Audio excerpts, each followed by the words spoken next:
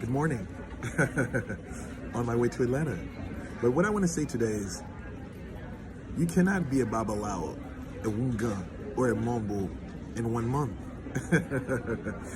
Listen. I've been trying to preach to you guys for the past 6 years on social media. This thing takes years. I just recently watched, actually not recently, yesterday night I watched a video of Spirutual, TATA Angolo, Simi Goy. I don't even know what the fuck this nigga called his name now. You know, this motherfucker's always changed his name. The reality is he's hiding some shit.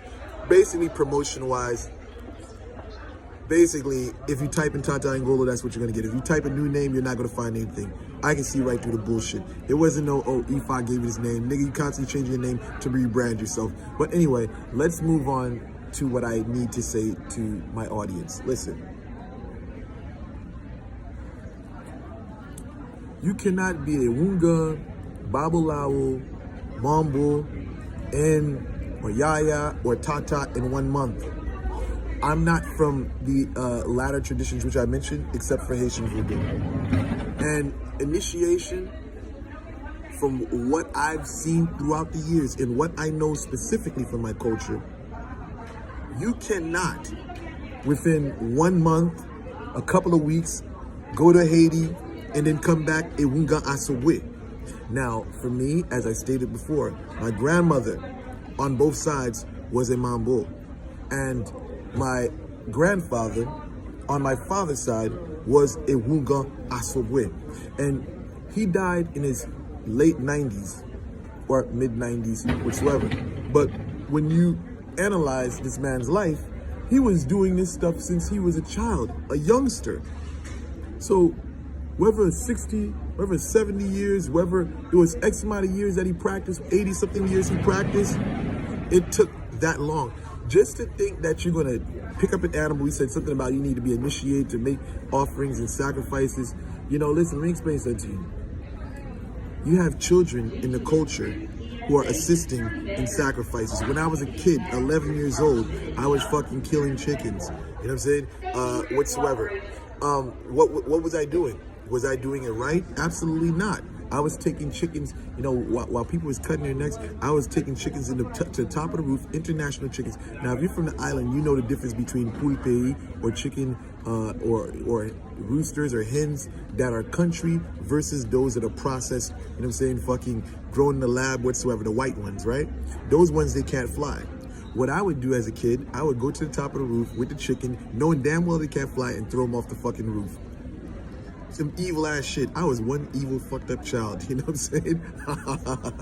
But listen, you have novice, you know, doing things of that nature. This, and even in some of the traditions of today in voodoo, you see some people doing all types of animal abusive shit to animals whatsoever, you know what I'm saying? Which I don't condone, you know? And this is the stupidity. Just because you have initiation doesn't mean that, oh, you know, you have the authority to make offerings and sacrifices the correct way. Because one, it's a science behind this. It's not what you're told, it's what the spirit wants. So if you're thinking that, oh, well, I'm gonna make an animal sacrifice because this person said to do it this way or do it that way, how the fuck do you know? How the fuck do you know what that spirit wants? You're just doing what you're told. You know what I'm saying? So as far as this individual talking about they're a Babalawo, I mean, for me, I kind of take offense to it because this is what I preached months ago. You know, months ago, not even months ago, years ago, when I popped up on social media, I started seeing these fast food OUGANs popping up out of nowhere, fast food mumbles popping up out of nowhere. You know, like, okay, they went to Haiti, they did initiation. You know, I'm just saying, I want my paleros, you know, my babalawos, my yayas, and, you know, y'all don't watch this video because I need some confirmation. You know, can someone just practice for a month or get initiated in a month and become a tata? Or, you know, can they get initiated for a month and be a babalawo? You know, I want to know these questions, you know, like, because you have one individual recently talking about, you know, I got initiated into becoming a babalawo. What, I'm sure that there's steps to being a Babalawo. If I'm correct, there is a thing called the Odu, where the tables, whatsoever, the permutation. I think 365 permutations of what you should know for each Orisha. Excuse me, I'm going to take that back. There's a permutation. There's about 256 Odus that you're supposed to memorize by heart. In 1 month time, you mean to tell me you memorized all of that? Now you're a Babalawo? Listen. I want to say something to a lot of these fake Haitian OUGANs, fake Haitian Mambos, fake Nigerians, Babalawos, fake Tatas. You're doing the community a disservice, seriously.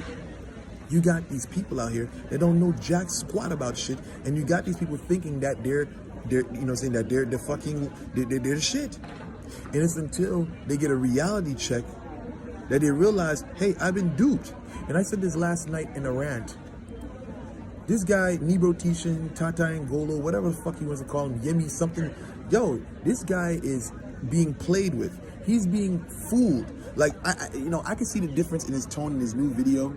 The tone in his new video is so calmed down, and you can see that the order that he has behind him is really controlling him.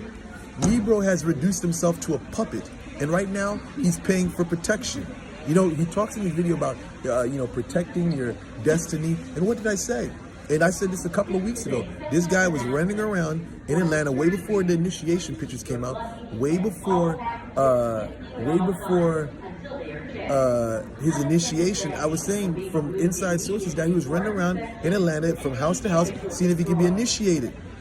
And you see in his video that he states that protection against your destiny. Why do you need protection against your destiny?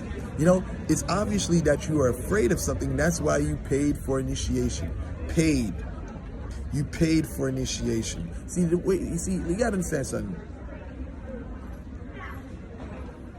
I never had to go to initiation thing because I was blessed in. Same thing with gang shit. When you're basically a child of practitioners, where you come from a line of that's not really for you. I mean, in my tradition, I don't know about people in the Ifa tradition whatsoever, but I know in my tradition, when you're blessed in, you don't got to go through all of that. But for outsiders, people that don't know, they want to come in, there's certain standards and bars that they have to go through. But again, it varies in different places in my culture, because you can be from Port-au-Prince. Port-au-Prince don't really have that. You can be in different places where they do stress initiation. But in general, all across the board, initiation has truly been for outsiders. You never had someone that was child of so-and-so that had to, I would say never. In certain traditions, they'll go through rites of passage and things of that nature. But there's a lot of traditions where, you're my son, I'm going to show you what the rules and regulations are. But the thing of stressing this initiation thing whatsoever, I mean, in some traditions it's important. But the thing is, when you start using that as a tool to make money and shit like that off of people's ignorance, it's fucked up. And I think it's really fucked up that you have a lot of these OUGANs out here, these Tatas out here, these Babalawos out here, giving people what they want instead of what they need. What they need is what they need is to go through the rites of passage, go through your years of putting work in to become a solid figure. You can't just listen. The dude made a video, and it's like, it's a slap in the face to those who've been in this tradition for decades. You know what I'm saying? Like, can you, like, for real, a person that's been practicing for 50 years, you gonna tell me that they're at the same level as someone who just went to Haiti for 1 week, or went to Nigeria for 1 week or a month? No. So listen, you can't buy your asum in voodoo. That's something that's just got to be in you. You know what I'm saying? And if the spirit's deemed for you to have it, you're going to have it. You can't just pay your way into this bitch. And I think that's all across the board for all ATRs. You can't pay your way through this, man. And stop hiding and stop paying people for protection. I'm out.